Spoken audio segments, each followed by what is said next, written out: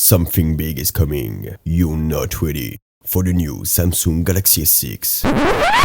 Bonjour à tous, c'est Léo Duff, c'est un plaisir de vous retrouver aujourd'hui. Alors oui, c'est vrai, les chroniques sont un petit peu absentes ces derniers temps, mais j'attendais qu'il se passe quelque chose dans le monde de la high-tech là. J'entends par là, soit qu'Apple fasse un truc génial, soit que Samsung sorte une grosse daube. Et devinez ce qui est arrivé le premier. À la limite, c'est même plus marrant là les gars, avant je critiquais Samsung, il y a des gens qui venaient m'insulter, mais si c'est pour que tout le monde soit d'accord avec moi, je vois plus l'intérêt hein. Et les gars te disent, something big is coming. Ouais, une grosse blague. En fait, je pense que le message était, something bigger is coming. Bon par contre, autant le Galaxy S6 c'est marrant, autant tes blagues Léo là...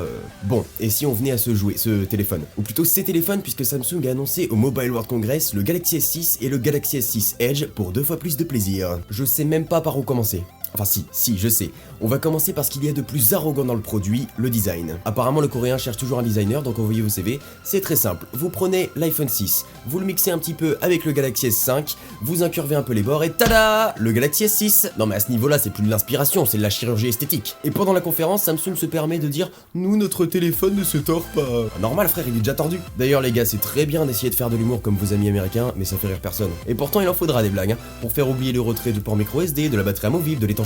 Oh, ce que c'est bon! Désolé, je voulais maintenir un peu de suspense, mais fallait que ça sorte. Bordel, tout ce qu'on reproche à l'iPhone, toutes les caractéristiques avec lesquelles les femmes de Samsung me font suer depuis des années, soudainement disparu. Mais c'est pas une conférence, c'est un don de Dieu! Et le pire, c'est que Samsung lui-même se moquait de l'absence de ces caractéristiques chez son concurrent. C'était déjà une bonne blague, on se marrait bien, mais je m'attendais pas à une telle chute. C'est comme Ribéry, il est loin d'être beau, pas loin d'être bête, mais il a quand même des avantages. Il joue bien, il est français, quand soudainement il veut devenir allemand. Manquerait plus qu'il se casse une jambe, et là c'est le nouveau PDG de Samsung. Bon, bien entendu, il n'y a pas que des mauvais points. Des améliorations au niveau du processeur, un très bel écran, un capteur à 16 mégapixels, mais encore une fois, je le répète, on joue pas à qui a le plus gros chiffre, et ça ne veut rien dire. Mais tout de même, le capteur a l'air d'envoyer du lourd. Avec une focale à 1.9, c'est meilleur que l'iPhone, donc avec de meilleures performances en basse luminosité, du HDR en temps réel, etc. Encore une fois, le coréen place l'innovation dans sa batterie, bien qu'elle ne soit plus amovible.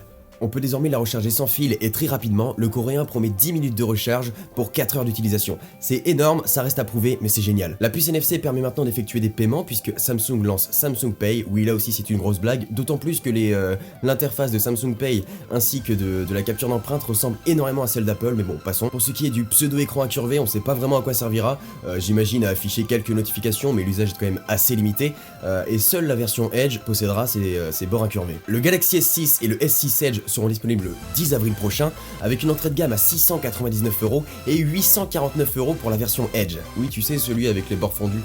Ça fait cher la courbe. Comptez 100€ de plus à chaque capacité de stockage, 64 et 128Go. Franchement, je ne vois pas comment le fan club de Samsung peut venir me trouver des arguments après ça. C'est encore plus cher que chez Apple. À croire que la pomme aurait racheté Samsung pour le détruire. Ah oui, j'ai failli oublier. Les écouteurs sans déconner. On dirait un AirPods version bossu de Notre-Dame. Sur quoi vont être basées les pubs de Samsung maintenant? Parce que jusqu'à maintenant c'était uniquement se moquer d'Apple, vanter la batterie amovible, se moquer d'Apple, vanter l'étanchéité, se moquer d'Apple. Vous voyez, avant j'aimais bien Samsung, je le voyais un petit peu comme le Robin des Bois des temps modernes. Il volait aux riches pour donner aux pauvres. Mais maintenant il vole aux riches pour donner à d'autres riches, encore plus riches. Je parle de portefeuille, hein, pas d'esprit. Et voilà, je pense que j'ai tout dit sur Robin des Bois et son nouvel arc. Faites-moi rire dans les commentaires, aimez la vidéo, partagez-la jusqu'en Corée. Merci à tous, c'était Léo Duff.